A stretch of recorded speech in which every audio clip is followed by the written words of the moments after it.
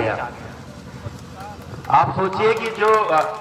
जो बच्ची बोल नहीं सकती थी, सुन नहीं सकती थी, उस बच्ची को हमारे विशेष शिक्षक, हमारे बेसिक शिक्षा विभाग के जिन 45 शिक्षकों का जिक्र हमारे बेसिक शिक्षा अधिकारी कर रहे थे, कि हमारे सभी इन बच्चों को कहीं जाना भी नहीं पड़ता है।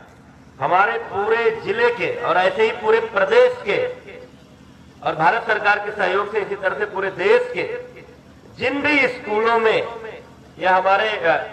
दिव्यांग बच्चे हैं, उनके पास तक हमारे विशिष्ट अध्यापक जो हैं, जो इन बच्चों, जो बच्चे सुन नहीं सकते, बोल नहीं सकते, देख नहीं सकते, चल नहीं सकते, हाथ नहीं है जिन, इन बच्चों को पढ़ाने के लिए जो हमारे विशेष अध्यापक नियुक्त हैं वो जाते हैं, वो कितना प्रयास करते हैं, उसका एक शानदार परिणाम हमारे अध्यापक मुकेश कुमार उपाध्याय ने, जो इस साइमा खातून नाम की बिटिया को, जो सुन और बोल नहीं सकती थी, आज वो अंग्रेजी की किताब पढ़ रही है, हिंदी की किताब पढ़ रही है। तो मैं आज इस शानदार उदाहरण के साथ बधाई देता हूं अपने उत्तर प्रदेश के बेसिक शिक्षा विभाग का, हमारा जो समग्र शिक्षा अभियान है, जो ये विशेष शिक्षा अभियान है, जो दिव्यांग बच्चों के कल्याण के लिए काम करता है। उत्तर प्रदेश सरकार का दिव्यांग कल्याण विभाग, भारत सरकार का सामाजिक अधिकारिता मंत्रालय और एक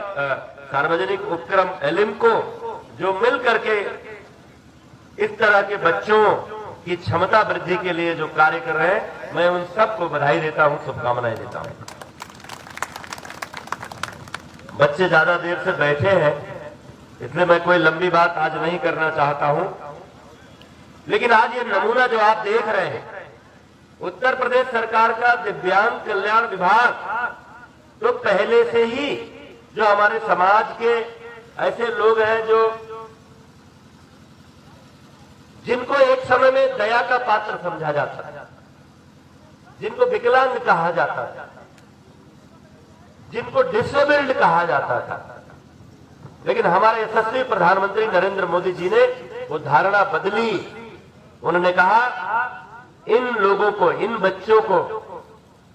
ऐसे व्यक्तियों को दया का पात्र मत समझो। वो विकलांग नहीं है,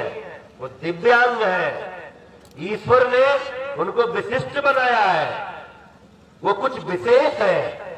उनके भीतर सामान्य लोगों से कुछ ज्यादा है।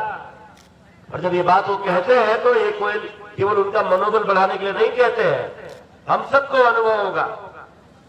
स्वामी रामभद्राचार्य जी पद्म विभूषण पुरस्कार से सम्मानित है। चित्रकूट में दुनिया का अकेला दिव्यांगों का विश्वविद्यालय उन्होंने बना रखा है। 7 वर्ष की उम्र से रामचरितमानस उनको कंठस्थ है, दोनों आंखों से देख नहीं सकते हैं, बचपन से 2 साल की उम्र से ही, लेकिन उनको पूरा रामचरितमानस कंठस्थ, कितने वेद पुराण की ऋचाई कंठस्थ। अभी उनका 72वां जन्मदिन का कार्यक्रम था जौनपुर में, उनके गांव में। मैं भी उस कार्यक्रम में आमंत्रित था। मैंने सोचा एक संत के जन्मदिन पर क्या उपहार ले जाऊं, तो सम्मान स्वरूप एक अंग वस्त्र लेकर एक साल गया हुआ था। और जब उनको प्रणाम करने का अवसर मिला तो मैंने उनके कंधे पर वो साल रख दिया और पैर छूकर प्रणाम किया। जब उनके बगल में बैठा कुर्सी पर, तो उन्होंने मेरा हाथ पकड़कर कहा धीरे से, सतीश बेटा, संतों को सफेद रंग की साल नहीं उड़ानी चाहिए, केसरिया साल लाना चाहिए। तो दंग रह गया उनकी ये बात सुनकर कि जो बचपन से अपनी दोनों आंखों को देख नहीं पाता है, दोनों आंखों से, वो ये कैसे जान रहा है कि जो हमने साल उड़ाया उसका रंग क्या है। यही बात माननीय प्रधानमंत्री जी की दृष्टि में आई। इतने और इनमें से जितने बच्चे बैठे हैं जो बोल नहीं सकता है, सुन नहीं सकता है, वो आपकी सारी बातों को समझता है और अपने संकेतों से अपनी सभी बातें समझा देता है। जो चल नहीं सकता है वो अपनी सारी आवश्यकताएं बिना चले पूरी करता है। जिसके हाथ नहीं है आजकल वो पैरों से लिखता है। इसलिए हमारे दिव्य पुरुष, ये दिव्य बालक, दिव्य बालिकाएं, दिव्य क्षमता वाले जो बच्चे हमारे बीच आज यहाँ हैं, मैं आपको कह रहा था कि उत्तर प्रदेश सरकार के दिव्यांग कल्याण विभाग के अलावा हमारा बेसिक शिक्षा विभाग, हमारा विभाग एक ऐसा विभाग है जो बच्चों की सारी आवश्यकताएं पूरी करता है। उसके लिए उसको दूसरे विभाग पर निर्भर नहीं रहना पड़ता है। हम केवल बच्चों को पढ़ाने की व्यवस्था नहीं करते, हम केवल उनके लिए स्कूल नहीं बनाते, हम केवल उनके लिए शिक्षकों की भर्ती नहीं करते, हम न केवल उनको 2 जोड़ी ड्रेस देते हैं, जूते देते हैं, मोजे देते हैं, बैग देते हैं, किताब देते हैं, न केवल उनको मध्याह्न भोजन उपलब्ध कराते हैं, बल्कि समय समय पर चिकित्सकों के माध्यम से उनके स्वास्थ्य का परीक्षण भी कराते हैं। और जो बच्चे ऐसे हैं, 2 तरह के बच्चे,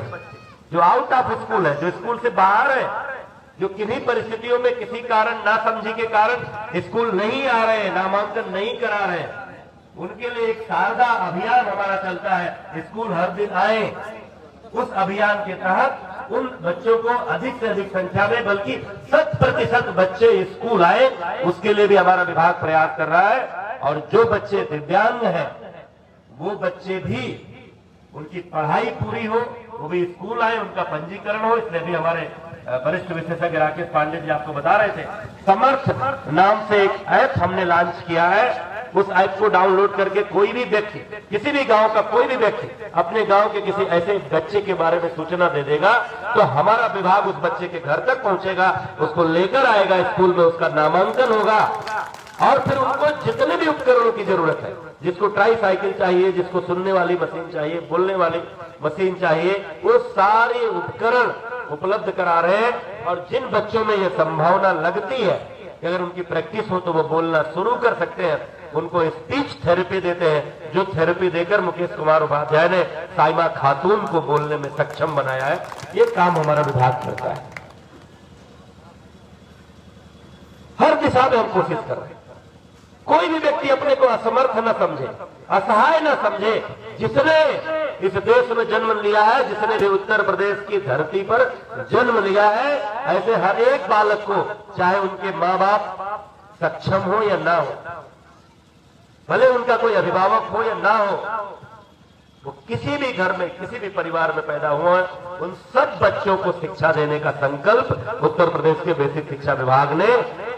ले रखा है। ऐसे सारे बच्चों को सारी सुविधाएं देंगे, उनके सारी समस्याओं का समाधान करेंगे, और वो पढ़ लिख करके एक अच्छे नागरिक बने, अपने पैरों पर खड़े हो सके, अपने माँ बाप के बुढ़ापे की लाठी बन सके, इस प्रदेश का, देश का नाम रोशन कर सके। ये सारे प्रयास हम कर रहे हैं। अभी बताया गया है पूरे जिले में 14 ब्लॉक है,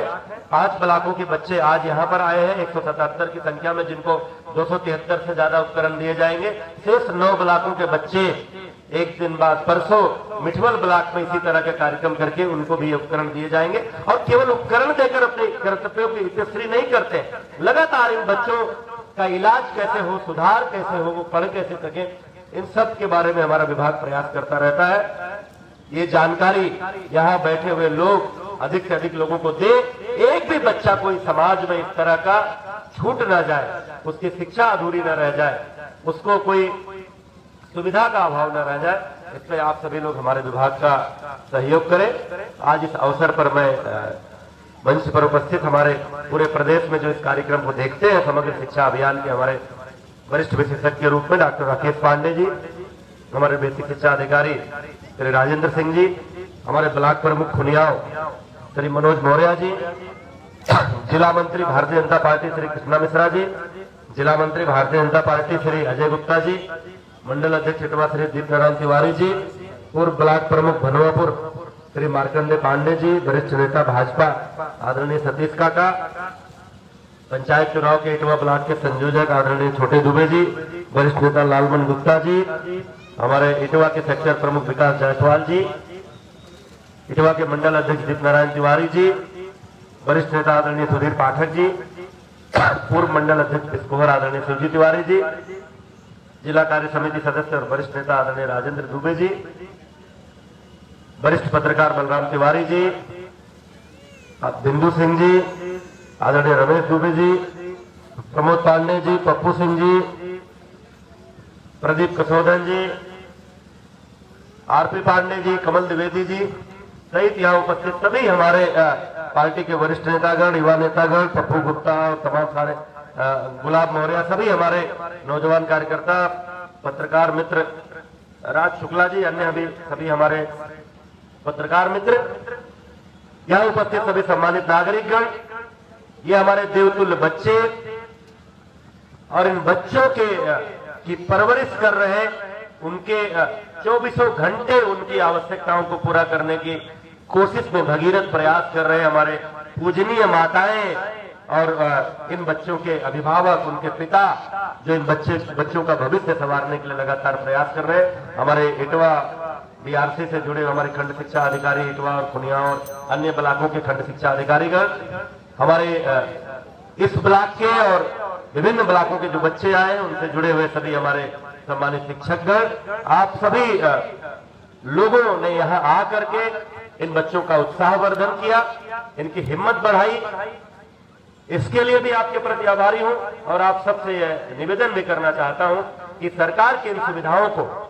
जन जन तक पहुंचाएं, लोगों को जानकारी मिले, लोग इनका लाभ उठाएं। इतनी ही बात कहते हुए उन सभी